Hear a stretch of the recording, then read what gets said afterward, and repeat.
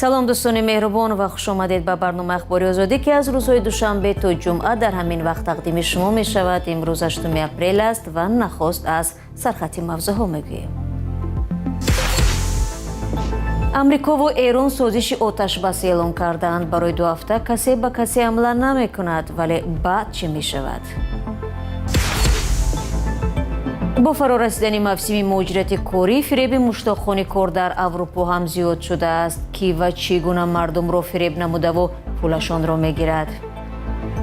гуфт ки англисиро медонӣ? гуфтам ҳо, англисиро медонам, англиси гап мезанам. гуфт биё, гуфт мақсад мо туро бепул мебарем. ва сокинони душанбе хостанд таксиҳои дастсомониро истифода набаранд. ҷура таксиро машварат медиҳанд. ронандагон аз ноадолатӣ мегӯянд.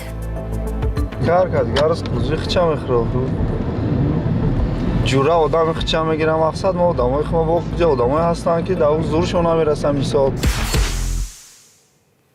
ҳукумати тоҷикистон аз созиши оташбаси 2 ҳафтаина байни амрико ва эрон истиқбол карда гуфтааст ки умедвор аст музокироти эҳтимолӣ байни ду тараф ба сулҳи пойдор бирасонад. вазорати умури хориҷии тоҷикистон рӯзи 8 апрел бо нашри як баёнияи расмӣ ҳамчунин аз тарафҳои даргир даъват кардааст ки аз истифодаи нирӯи низомӣ даст кашида роҳи дипломатияро пеш бигиранд.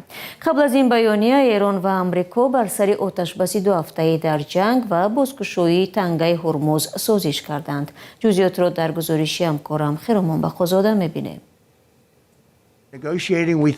доналд трамп раис ҷумҳури амрико гуфт 2 соат пеш аз анҷоми зарбулаҷал ҷониби эронӣ мувофиқат кард ки гулугоҳи ҳурмузро боз намояд. як рӯз пеш аз он раис ҷумҳурии иёлоти муттаҳида таҳдид карда буд ки агар ҷумҳурии исломӣ монеагузориро ба равои киштиҳо дар ин гузаргоҳ хотима набахшад, ба истилоҳ тамоми тамаддун маҳв хоҳад шуд. ин созиш намунаи дигари таҳдид ва сипас тағйири тасмимгириҳои Трамп дар чанд ҳафтаи гузашта аст. телевизиони эрон иддао кардааст ки президенти амрико ба қабули шартҳои эрон барои хатми низоъ ризоият дод. доналд трамп дар шабакаи иҷтимоии Truth Social навиштааст ки эрон ба талаби ӯ дар бораи комилан, фавран ва бо амният бознамудани гулугоҳи ҳурмуз мувофиқат кард. ба қавли раҳбари амрико, эрон як барномаи иборат аз 10 шартро матраҳ кардааст ки ҳамчун замина барои музокирот истифода хоҳад шуд. дар пайи эълони оташбас ва ифтитоҳи ҳурмуз нархи нафти хом 10% поин шуд. тахминан 5/1 маводи сӯхти олам тавассути гулугоҳи ҳурмуз ба бозорҳои ҷаҳонӣ содир мешавад. баъд аз оғози ҳамлаҳои амрико ва исроил, эрон равои киштиҳоро дар ин гузаргоҳи муҳим баста сабабгори афзоиши нархи сӯзишворӣ ва хавфи сарзадани буҳрони ҷаҳонии иқтисодӣ шуда буд. чанд лаҳза пас аз эълони Доналд Трамп, вазири корҳои хориҷии Эрон Аббос Ароқчӣ иброз дошт ки гулугоҳи ҳурмуз дар ҳамоҳангӣ бо нирӯҳои мусаллаҳи ҷумҳурии исломӣ боз мешавад. ду мансабдори қасри сафед ба хабарнигори Reuters гуфтанд ки Исроил ҳам мувофиқат кардааст ки ба муддати 2 ҳафта бомбаборони Эронро мутаваққиф кунад. расонаҳои эронӣ гузориш медиҳанд ки музокироти амрикову Эрон рӯзи ҷумъа бо миёнаравии Покистон дар Исломобод оғоз меёбанд. дар ин байн Ҷеймс Дэвид Ванс, муовини раиси ҷумҳурии амрико, созиши оташбас байни иёлоти муттаҳида ва Эронро шикананда номид. ӯ рӯзи 8 апрел дар шаҳри Будапешт гуфт ки раиси ҷумҳур Доналд Трамп бесаброна мунтазири пешрафт дар музокирот дар бораи сулҳ аст ки бино ба гузоришҳо шояд рӯзи 10 апрел дар шаҳри Исломободи Покистон сурат бигирад. бино ба навиштаи баъзе аз расонаҳо, ҳайати амрикоиро худи Ҷеймс Дэвид Ванс раҳбарӣ мекунад. ба гуфтаи муовини раиси ҷумҳурии амрико, Доналд Трамп ба зердастонаш дастур додааст ки дар музокирот софтдилона амал кунанд ва айни чизро аз Эрон ҳам интизор доранд. бо рондани муҳоҷирони зиёди тоҷик аз Русия ва рӯ ба корхонаҳои Аврупо овардани онҳо, фиреби ин мардум ҳам зиёдтар шудааст. вазорати муҳоҷирати Тоҷикистон бо як хабаре дар ин бора гуфтааст, қалобон бо истифода аз шабакаҳои иҷтимоӣ ва бо ваъдаи кор дар хориҷ пули мардумро аз худ мекунанд. дар як моҳи ахир Радиои Озодӣ ҳам чанд шикояте бо ин мазмун дарёфт намуд. афроди хоҳишманд барои кор дар Аврупоро чӣ гуна фиреб медиҳанд ва сокинон дар ин ҳолат бояд чӣ кор кунанд? Мулло Раҷаб Юсуфӣ дар ин бора гузориш дорад. کار در اروپا و بریتانیا به آرزوی بخش از ساکنان تاجیکستان تبدیل شده، میل زیادی آنها ظاهراً شرایط را برای قلابان هم فراهم کرده است. بعدم باید با وعده که مثلا ما شما در ونژ تیار میکنیم 2 سال لیتوا و یا ایمن قرقطای 12-15 هزار سومان گرفتن. بایمت تبرف ساکن شهر باختر 2 مرتبه برای کار در اروپا تلاش کرد، اما میگوید فریب خورد. اول با وعده گرفتن حق اقامت در لیتوا 15,000 سامانی و مرتبه دوم برای کار در انگلیس قریب 3,000 سامانی سپارید. پولش را بازپس گرفتن نتوانست. رقم تلفن داد، من زنگ زدم، این با من سوال داد. گفت که انگلیسی را میدونی؟ گفتم ها انگلیسی را میدونم، انگلیسی گپ میزنم. گفت بیا، گفت مقصد ما تو را به پول میبریم. معاش شما از 4 تا 5,000 فوند استرلینگ. این نقل صلاح‌الدین دولتوف یک کاربر رادیوی آزادی از ناحیه پنجه است. سایت هستا که امجد رابطه و انگلیس نوشتگی بود وکانسیا. ما امجد در آمدم. بعد نام تلفن ما پاس افتم امو سایت دا وقت زنگ زدن. ام دختره زنگ زد. نومش امینه باریس ونایا که نمیدونم. زنگ زد گفتیم ما کار در توری میکنیم. گفت خیلی چی داری؟ من گفتم ما کار کردم. من باغبان برای درخت مثل شافیور منم برای گفت همین باغبانی فرانسه دا جدا یا کم گفت همجا در کار گفت کارگر. Салахиддин вернулась только с почты, вам с утра не звонила, чтобы... برای آنکه صلاح‌الدین دولتوف به کار در اروپا باور کند، این ویدیو را برایش فرستادند که گویا به نام او از وزارت کارهای داخلی فرانسه دعوتنامه آمده است. همه این باعث شد که صلاح‌الدین دولتوف به آنها باور کند و برایشان از تاجیکستان قریب 19,000 سامانی فرستاد. از او باز پول طلب کردند. صلاح‌الدین دولتوف به واسطه پیام رسان‌های تلگرام و واتساپ به این افراد گپ زده است. ما کوشش کردیم با این راه به آنها تماس گیریم ولی به سوال‌های ما پاسخ ندادند. یک جستجوی کوتاه در اینترنت نشان داد که رقم تلفن این افراد در روی خط شخصان فریبگر جای داده شده است.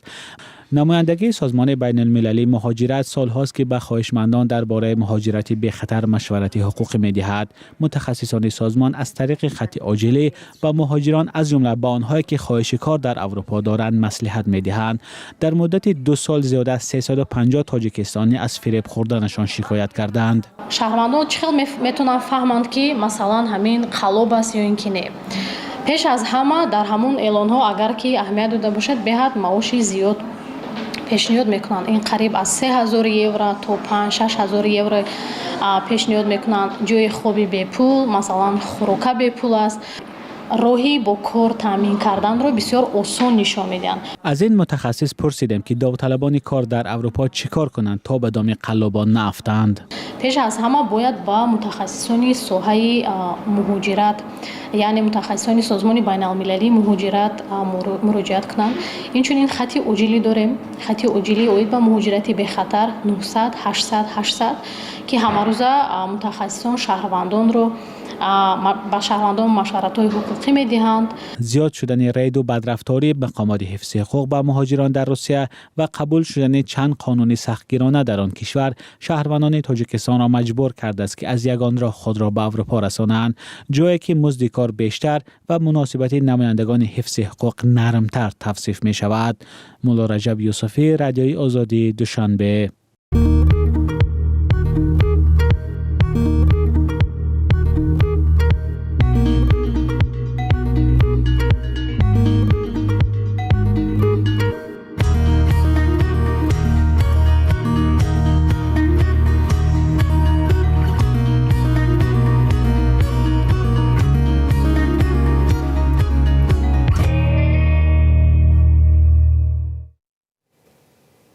شما برنامه اخباری رادیو آزادی را تماشا دارید. یک درخواستی مقامات توجیک درباره خودداری ساکنان از استفاده تاکسی‌های معروف به دستسامانی و راوردن به تاکسی‌های رسمی یعنی جوره راننده‌های تاکسی‌های غیر رسمی را احتیاطکار نموده است. به قبل آنها بعد از اعلان مقامات سنجش و نظارت ناظران راه در دوشنبه در تاکسی‌های دستسامانی بیشتر شده، هر زمان امکان دارد بازداشت و جریمه شوند. همکاران مالشیر ظریفی و امیر ایسویف در این باره گزارش تهیه نمودند که همراه می‌بینیم. دینا خود کارم خود گذاشتم ده رد بود میخوام 500 ماشین رو محکم کنم. این راننده با دیدن ناظران راه بارها راهش را تغییر داده وانمود کرده است که راننده تاکسی نیست. میگوید اگر به دست ناظران افتد چند روز به رزق و روزی میماند. ронандаи таксии даҳсомонӣ аст. кори чунин таксиҳо ғайрирасмист ва барои ҳамин нахост чеҳраашро нишон бидиҳад ва номашро бигӯяд. як ду рӯз шуда ред рафтеса ака ҳама вақт гайё ҳастанд раҳ давоне ки бо ду рӯза ред вазвинай литсензия буромада як хадамот буромад як ҳар кас гарс кузви хича мехӯрад ҷура одами хича мегирам мақсад мо одамои хума бо куҷа одамое ҳастанд ки даву зуршон намерасанд мисол душанбе нақлиёт хадамотрасон корхонаи тобеи ҳукумати душанбе рӯзи 31 март бо муроҷиат ба сокинон гуфт танҳо аз таксиҳои рақами давлатии тагрангашон сабз ва рақами қайди иловагии тагрангаш зард истифода баранд. ба гуфтаи ин ниҳод ин таксиҳо пайваста муоина мешаванд ва ба талаботи амниятӣ ҷавобгӯ ҳастанд. ҳамсӯҳбати мо мегӯяд таксиҳои даҳсомонӣ низ аз муоинаи техникӣ мегузаранд ва таъмини бехатариро танҳо ба таксиҳои ҷура пайванд додан дуруст нест. рӯзона 200 ва то бештар аз 300 сомонӣ кор мекардааст. кӯшиш мекунанд аз чашми нозирони роҳ пинҳон кор кунанд ва дар сурати ошкор шудан гоҳе кори дурӯзаашро ҷарима пардохт мекунанд. мегӯяд бо чунин шева мусофиркашонияшон аз ночорист. ҷои кор бошад конечно мери кор мекунӣ ҷои корам нест. баъд ҳам бисёри мардум ҳами россия мақсад депортатсияшон мекунанд яна маҷбурӣ мегиранд мошини хай такси мезананд хай доранд 50 000 60 000 70 000 бачани зурастш мақсад бачани ҳамун сумаш мошин мехарад такси мезанад ай таксиҳои ҷура қиматам 150 000 таи 200 000 ҳам дорад бовая харидан дар кор дар линия дурвардан дар кор ва қимат ҳар рӯз 100 сомон ҳам супоридан дар кор. дар як пурсиши сарироҳӣ баъзе сокинон посух доданд ки истифода аз кадом таксиҳо барояшон беҳтар аст. ман дар ҳамун даҳсума хубай ки мерам دیگه هیچی اون تاکسی را اگه میاری 100 متری یا کاپوت میره همون داستان از خوبه تاکسی های 10 سامانه برای که 10 سامان ده تو همون جای چی میره جورا چند خیلی میسته بود پروبکا چی بسیارتر کار میکنه راست دیگه جورا تاکسی های 10 سامانه نقصتر نیست خیلی میجا تو پاوای میریم قربالا را 10 سامان ده به حضور و جورا تاکسی بری اگر تو بای پروبکا و قریب 40 سامان میشود ای نقصتر نیست خیلی هم بجای آدم در همون اویلا و وید نقص میشود هم با خیلی دیگر رو هم کار میکنه رسمی ده مثال تیز میبره یا آدم مثال 3-4 آدم دیگر نگاه نمیکنه سری وقت میرسونه تمام کجا даъвати мақомот барои истифода аз таксиҳои расмӣ дар ҳолест ки дар кӯчаҳои душанбе ҷора низ мисли таксиҳои ғайрирасмӣ бар ивази 10 сомонӣ дар хатсайрҳои махсус ба мусофиркашонӣ машғуланд. як ронандаи ҷура без зикри номаш гуфт баъзан таваҷҷӯҳ ба таксиҳои 10 сомонӣ бештар мешавад ва ӯ низ бар асоси талаботи муштариён кор мекунад ҳарчанд ин кораш мумкин нест. намояндагони душанбе нақлиёт хадамотрасон гуфтанд мавзӯъро дертар шарҳ медиҳанд. нигарониҳо аз сатҳи хидматрасонӣ дар бозори таксиронии душанбе вақтҳои ахир бештар садо медиҳад. миёни ронандаҳои ширкатҳои таксиронӣ шикоятҳо пас аз он бештар шуд ки ҳукумати душанбе танҳо ба 4 ширкат экотакси олуча авто ковиён ва сафотакси иҷозаи кор дод. ҷура такси на чандон пеш дар душанбе ба фаъолият пардохт. соҳибони аслияш маълум нест аммо чун ташвиқу тарғиби он ҳатто аз тариқи ниҳодҳои давлатӣ ҳам сурат мегирад ин ширкатро аз атрофиёни афроди баландмақом дар ҳукумати тоҷикистон медонанд.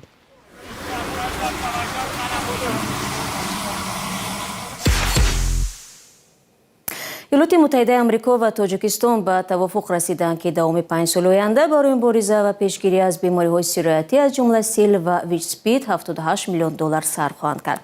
дар умум дар 5 соли оянда амрико ба тоҷикистон $38 миллион медиҳад ва тоҷикистон низ ваъда додааст ки дар ин муддат барои беҳтар кардани сифати хадамоти тиббӣ $40 миллион аз буҷаи худ сарф хоҳад кард. сафорати амрико дар тоҷикистон рӯзи 7 апрел хабар дод ки дар ин бора созишномаи дуҷонибаи 5 сола имзо карданд. ба гуфтаи сафорат бо кӯмаки амрико тоҷикистон барои бунёди низоми миллӣ барои сари вақт ошкор намудани бемориҳои сироятӣ талош хоҳад кард. дӯстони азиз бо ҳамин матлаб барномаи ахбори озодиро ба поён мебарем. сипосгузорем ки то ин лаҳза ҳамроҳи мо будед. барои хондани хабарҳои бештару дидани видеоҳои дигар вебсайти озодӣ.орг дар хидмати шумо азизон аст. агар шумо ҳам хабаре доред ва мехоҳед дигарон бидонанд ба мо нависед. фаромӯш накунед фардо боз барнома дорем ва шуморо мунтазир ҳастем. худро эҳтиёт